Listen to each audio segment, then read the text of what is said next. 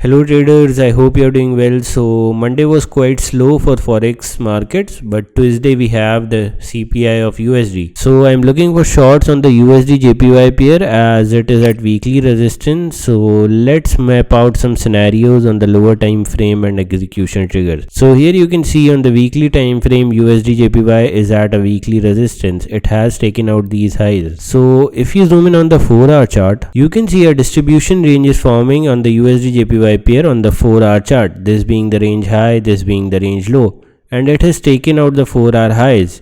So if we zoom on to the 30 minutes chart, you can see that we have broken these lows on the 30 minutes time frame. Basically this has been a SR flip region and we have flipped it to the downside. So this means that there is bearishness on this pair. So if after the news tomorrow, that is within 16 to 17 hours from now, I would look for a sweep of these highs and a reclaim back inside, then I will look to short here and target at least these lows of 4 hour at 149.1. So as you can see, grabbing the short tool, we have a 5 to 6 hour trade. Also, I will like to conclude my trade with Dixie. If on the news Dixie comes and takes it 30 minutes highs like these highs, these untapped highs, if on the news it comes and takes these highs along with USDJPY giving us the trigger as I mapped out on the 30 minutes time frame. Yes, so if on the news Dixie takes the 30 minutes high and closes back inside, and meanwhile USDJPY takes this high and closes back inside, it would be a valid short for 5 to 6 hour.